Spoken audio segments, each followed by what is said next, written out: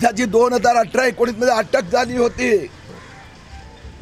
ज्यांनी कसाब घटनानंतर मुंबई पोलिसांचा बुलेटचं जे रॅकेट बाहेर आलं ते बोगस बुलेट पुरवण्याचं काम ते विमल अग्रवाल ज्यांनी केलं होतं, त्याला मातोश्रीमध्ये यशवंत जाधवकडे फ्री प्रवेश. म्हणजे जे किरीट सोमय्या अनेक दिवस सांगतायत की माफिया सेना आहे, या माफिया सेनेचा आता व्यवस्थित हिशोब यात बाहेर येणार आहेत. मी विभिन्न अधिकाऱ्यांशी बोललो आहे. गेले 2 महिने पाठपुरावा चालू होता. 2 दिवसात परत कंपनी मंत्रालय, ईडी, इन्कम टॅक्स की हा जो तपास आहे यशवंत जाधव पासून सुरू झालेला, ज्या आतंकवादीचा सामना करण्यासाठी बुलेट प्रूफ रॅकेट मधला माणूस पण यात इन्व्हॉल्व, खंडणीत पण विमल अग्रवाल इन्व्हॉल्व, बेटिंग मध्ये पण इन्व्हॉल्व, ब्लॅक लिस्टेड कॉन्ट्रॅक्टरला कॉन्ट्रॅक्ट दिलं गेलं होतं, त्याचं यशवंत जाधवचं कनेक्शन सापडत आहे. आणि म्हणून या तपासात पुढे ईडी आणि कंपनी मंत्रालयाने जॉईंट व्हायला हवं असं माझा आग्रह आहे. म्हणजे येत्या काळामध्ये ईडी आणि इतर एजन्सी सुद्धा याची तपास करतील. आधीच झालेले आहेत, कारण की मी सगळ्यांची गेले 4-6 महिने पाठपुरावा करतोय.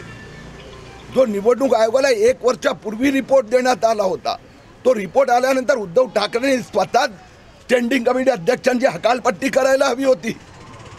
त्याच्याऐवजी यशवंत जाधव कडून येणारा हप्ता वाढवून घेतला. याला माफिया सेना म्हणतात. मुख्यमंत्रीच्या हातात तो अहवाल आहे की ज्या पद्धतीने यशवंत जाधवनी कशा पद्धतीने पैसे घेतले कॉन्ट्रॅक्टरकडून, केस कुठून कुठे गेली आणि UAE सौदीमध्ये कसे पोचले पैसे, हे मुख्यमंत्री, जसं आपण असं म्हणतो ना की पोलीस स्टेशनमध्ये नवीन इन्स्पेक्टर आला की काय सुरू होते, हप्ता डबल होतो, तसं ही माहिती आल्यानंतर यशवंत जाधवला हप्ता दुप्पट करावा लागला. तर या सगळ्या माफियांची चौकशी व्हायलाच हवी. आणि त्याचबरोबर मुंबई महापालिका आयुक्तांची सगळ्यात पहिलं ते तिथे राहिल्यानंतर इन्व्हेस्टिगेशन होणार कसं? 6 कॉन्ट्रॅक्टरवर 3 दिवस धाडी चालू आहेत. तर त्या मुंबई महापालिका कमिशनर, तर या सगळ्या माफियांची चौकशी व्हायलाच हवी. आणि त्याचबरोबर मुंबई महापालिका आयुक्तांची सगळ्यात पहिलं ते तिथे राहिल्यानंतर इन्व्हेस्टिगेशन होणार कसं? 6 कॉन्ट्रॅक्टरवर 3 दिवस धाडी चालू आहेत. तर त्या मुंबई महापालिका कमिशनरला पहिलं बाजूला करा, मग मुंबई महापालिका माफिया कॉन्ट्रैक्टर मुक्त होणार. यशवंत जाधव के इसमें कनेक्शन क्या क्या बाहर आ रहे हैं. जो कसाब वाले इंसिडेंट में जो घोटाले वाले बोगस बुलेट प्रूफ रैकेट दिए थे, वो विमल अग्रवाल, जो बुकी बेटिंग के धंधे में भी उसकी गिरफ्तारी हुई थी, ईडी से लेके कंपनी मंत्रालय, इनकम टैक्स विमल अग्रवाल के गए अनेक महीनों से जांच कर रही है. वो विमल अग्रवाल और यशवंत जाधव के पक्के फाइनेंशियल ट्रांजैक्शन रिश्ते भी बाहर आ रहे हैं. 6 कॉन्ट्रैक्टर, उनके यहाँ भी रेड चल रही है. और मैंने गए 2 दिन में ईडी, कंपनी मंत्रालय, इनकम टैक्स विभाग को मैंने कंप्लेंट दी थी. गए 2-4 महीने मैंने फाइनेंस मिनिस्टर को कंप्लेंट दी थी. तो मैं उसका फॉलोअप ले रहा हूं. और मेरा आग्रह है, क्योंकि ईडी के पास ऑलरेडी विमल अग्रवाल की फाइल है. ED bullet proof racket, betting, Vimal Agrawal, और विमल अग्रवाल यशवंत जाधव, तो ऑटोमेटिकली कनेक्टिविटी सामने आ रही है. बोगस कंपनियों के द्वारा पैसे की हेराफेरी. और मुझे तो संशय है, डाउट है कि क्रिप्टो करेंसी बिटकॉइन का भी इसमें उपयोग हुआ है पैसे पार करने के लिए. मुझे विश्वास है आने वाले कुछ दिनों में ईडी और कंपनी मंत्रालय को इसमें जुड़ना पड़ेगा. सर मनी लॉन्ड्रिंग मामला भी इसको सामने आ सकता है, जिसके साथ कह रहे कि कई और चीज़ स्पष्ट है, वो तो आ ही गया है। उद्धव ठाकरे जी के पास भी उसका रिपोर्ट है। 1 साल पहले इनकम टैक्स डिपार्टमेंट ने रिपोर्ट चुनाव आयोग को दी, वहां से महाराष्ट्र सरकार के पास आए। वास्तव में उद्धव ठाकरे ने उसी दिन स्थायी समिति के अध्यक्ष के यशवंत यादव को रिजाइन करवाना चाहिए था, और मुंबई म्युनिसिपल कमिश्नर इकबाल चहल, उनके समय में भयंकर भ्रष्टाचार बढ़ा। यह सब उनके समय का कारस्तान है, और जांच होगी तब तक इकबाल चहल को बाहर करना चाहिए। सर जिस तरह से हम देख रहे हैं गया है, उद्धव ठाकरे जी के पास भी उसका रिपोर्ट है। 1 साल पहले इनकम टैक्स डिपार्टमेंट ने रिपोर्ट चुनाव आयोग को दी, वहां से महाराष्ट्र सरकार के पास आए।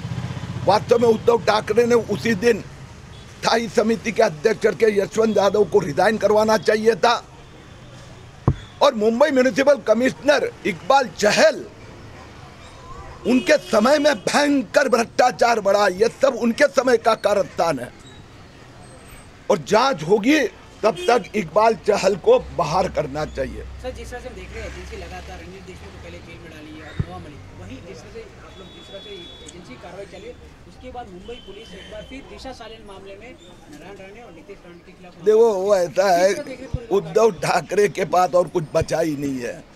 इसके लिए तय किया, संजय राउत को उद्धव ठाकरे का प्रवक्ता है, किरीट सोमैया को जेल में डालो, उसके बेटे को जेल में डालो, उसकी पत्नी को जेल में डालो।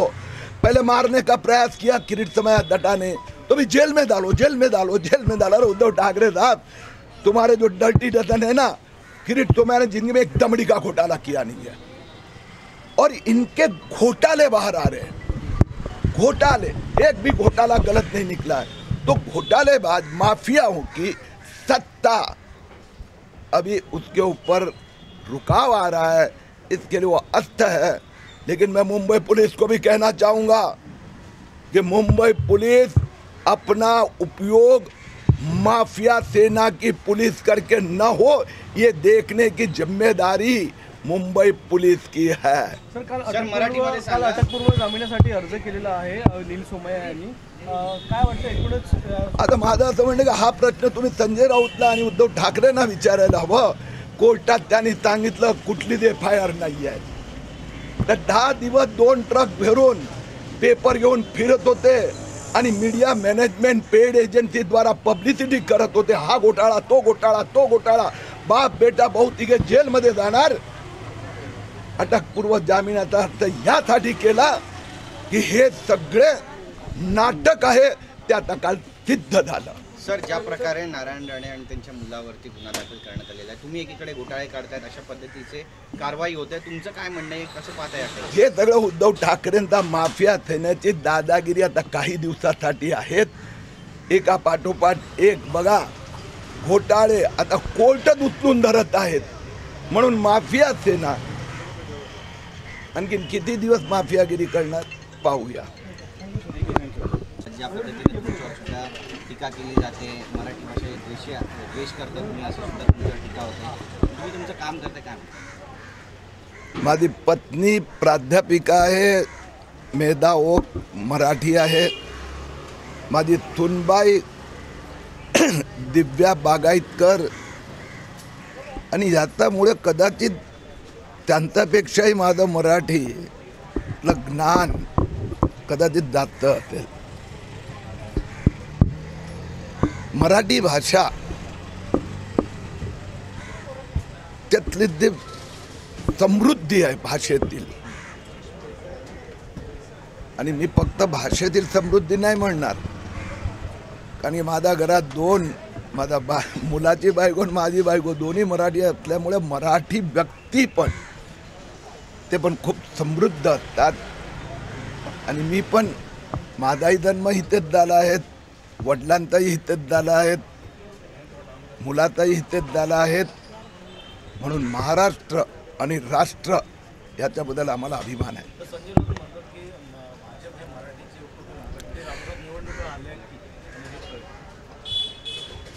शिवसेनेचे महापालिकेचे फंड कलेक्टर म्हणजे मुंबई महापालिका स्थायी समितीचे अध्यक्ष यशवंत जाधव जे मी गेले 4-6 महिने फॉलोअप करतोय, तर 17 इमारती 100 कोटीचा पेक्षा जास्तचा आकडा टोटल हे माझा कॅल्क्युलेशन मध्ये आलेला आहे. जे गेले 3 दिवस इन्कम टॅक्सच्या धाडी चालू आहे. 33 ठिकाणी उद्धव ठाकरेंचा महापालिकेचे 6 माफिया कॉन्ट्रॅक्टर आणि त्यात उद्धव ठाकरे साहेबांना लाज वाटली पाहिजे. त्यांचा फंड कलेक्टर कोण, मेन कॉन्ट्रॅक्टरला डील करणारा कोण, फिक्सर कोण, विमल अग्रवाल, ज्याच्याकडे पण धाडी चालू आहेत, ज्याची 2018-19 मध्ये अटक झाली होती, ज्यांनी कसाब घटनानंतर मुंबई पोलिसांचा बुलेटचं जे रॅकेट बाहेर आलं ते बोगस बुलेट पुरवण्याचं काम ते विमल अग्रवाल